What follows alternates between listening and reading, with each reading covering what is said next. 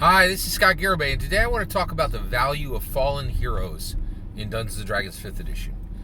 So, I think there's no question. Every D&D commentator who's got a decent channel today on YouTube is going to tell you the value of player characters, right? And they're going to say, player characters are important for helping us to live out our dreams, to live out exciting adventures, to live out things that we can't do in this world that we can do in that world. Just doing, seeing, exploring things, interacting with things, combating things in Dungeons & Dragons that we simply can't do in the real world, right? What I'm going to talk to you about today is the value of a dead player character. What is the value of a dead player character, right?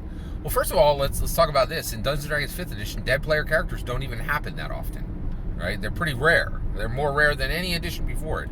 5th edition is, without a doubt, the safest edition of Dungeons & Dragons than ever before. Less characters die in 5th edition than die in any other edition of Dungeons & Dragons. Okay? So dead player characters are quite rare. But good Dungeons & Dragons players have a dead player character. I honestly don't think you can call yourself a good player, a good D&D, a Dungeons & Dragons player if you don't have I don't think you could call yourself a good Dungeons & Dragons player if you don't have a dead player character. Period. End of sentence, right?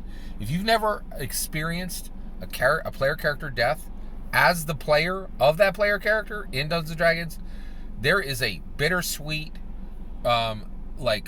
intellectual wall slam that you just haven't had in your life, and it is powerful, right? I think the most dramatic player character death I ever saw was in 1984. It was in Dungeons & Dragons 1E. I had been playing the game for 2 years. It was in the summer of 1984. I had 3 people at the table, and 2 of those players had played for 6 months, right? One of those players had played for about 3 months. And one of the player characters died at the table. It wasn't the first player character death I had seen.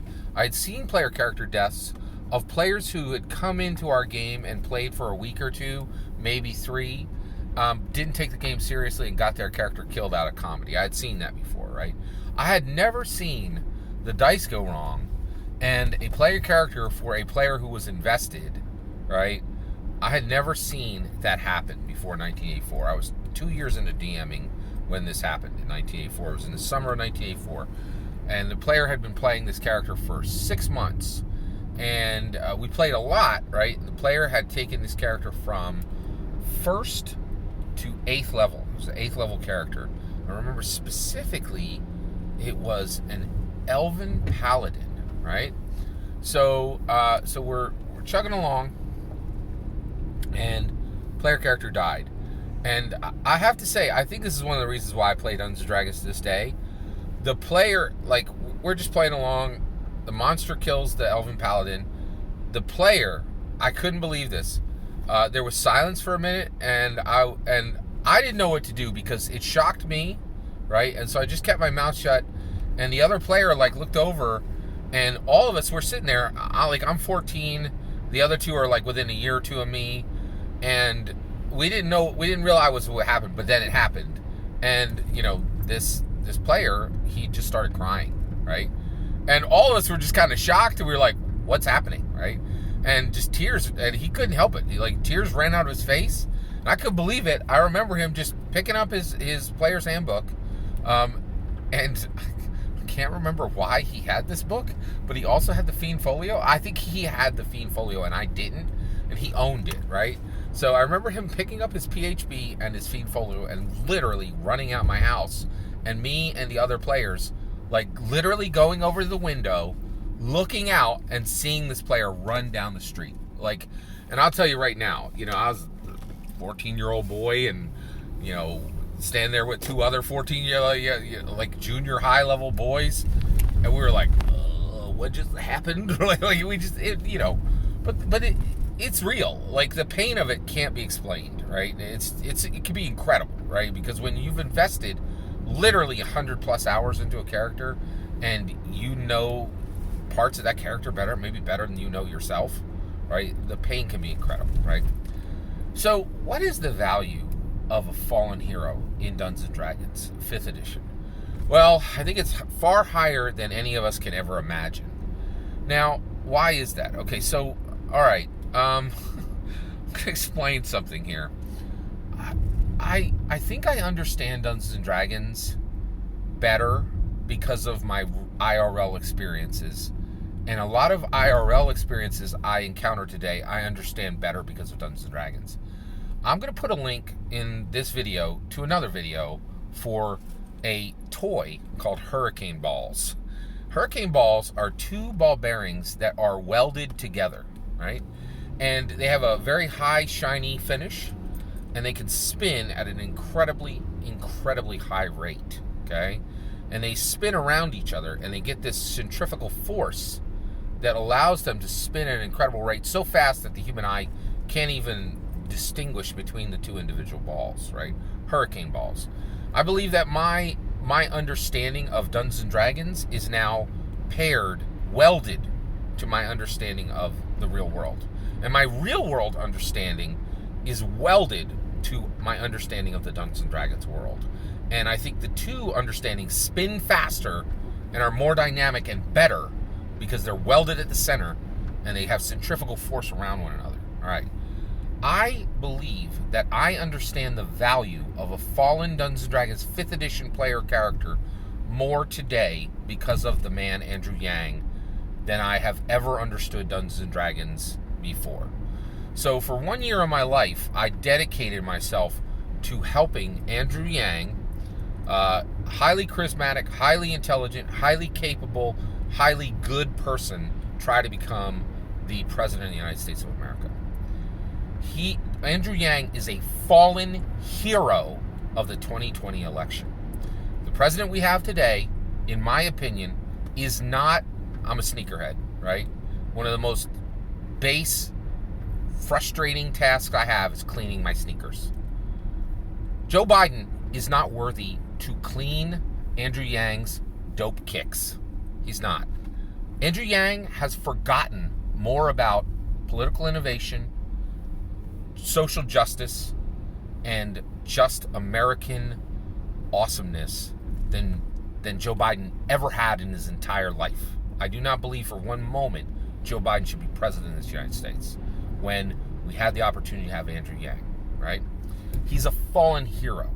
He poured his blood, sweat, and tears, quite literally, right, into becoming president of the United States, and what he got for it was absolute mockery, and people who ignored him, people who insulted him, and people who didn't vote for him, right? And I look back and I see, now he didn't literally die, but I think the future America had absolutely died, and I think really, he's a fallen hero. I feel like the amount of effort he put in should have been rewarded, and it wasn't. And so I consider him a fallen hero of the 2020 presidential election, right? And this summer, he is running for mayor of New York. And I went to my wife and I said, am I going to spend another 6 months trying to get Andrew Yang to be mayor of New York so he can be president of America in 2024?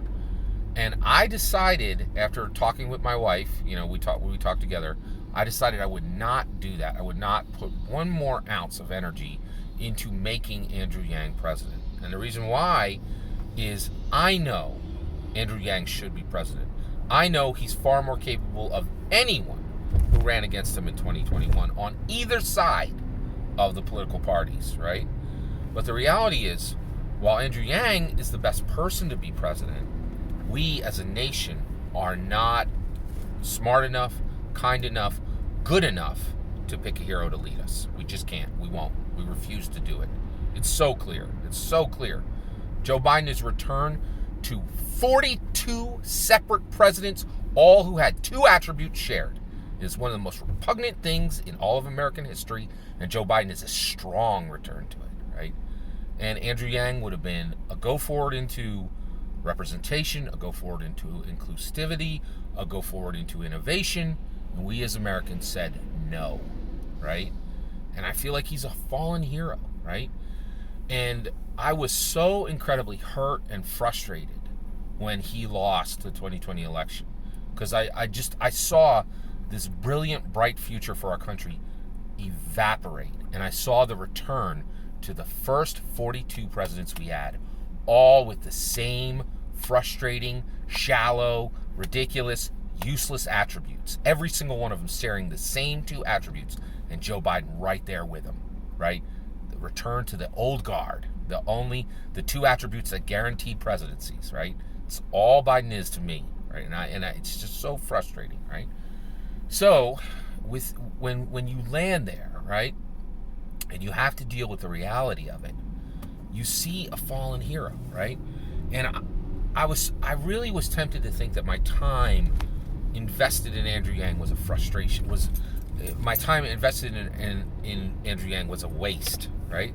But then Dungeons and Dragons, just remembering Dungeons and Dragons, and remembering the tears of that 14-year-old friend of mine running down the street because his character had fallen, and the value he put on that character, and he knew that he had lost something, and that he might never experience something as good as that again, right? He knew the value of that fallen hero, that character that had existed nowhere but in that single Dungeons & Dragons campaign, right? But he knew the incredible value of that fallen hero. And I'll tell you right now, unfortunately, I do not believe Andrew Yang will ever be president. Andrew Yang is right. This country is deeply wrong and deeply broken, and I just don't feel it has any ability to choose an actual hero as its leader. I just don't believe it anymore. I don't, right? And that's broken in me a little bit. But what has become more powerful, in my opinion, and in my knowledge, and in my heart, is the value of a fallen hero. And that's Andrew Yang, in my opinion. I don't think he's going to be president in 2024. I don't think he's going to be mayor of New York. I'm predicting that now. I don't think he's going to get there, right? And not for a single reason. I think his execution is perfect, and I think he is a hair's breadth from perfect as a person, right? But this nation refuses to choose good, righteous, helpful, useful people to lead. They're like, I want that old 42. I want those two attributes. That's all that's necessary, right? It's repugnant. It's horrible, right? And it's just, it's so deadening and saddening. But Dungeons & Dragons helped me to understand the value of Andrew Yang, and that not 1 minute of the time I spent helping him to get there was a waste, right? Every fallen hero in your game is important.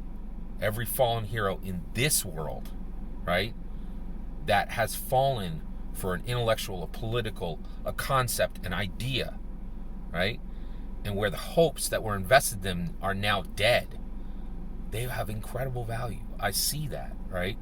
My knowledge of Dungeons & Dragons helps me understand this world.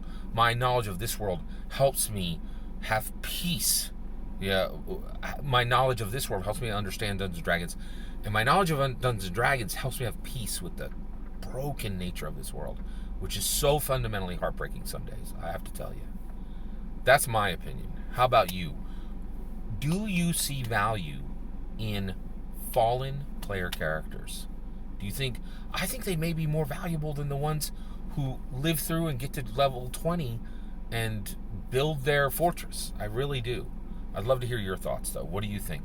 What is the value of a fallen D&D 5th edition hero? Love to hear your thoughts. Let me know in the comments below.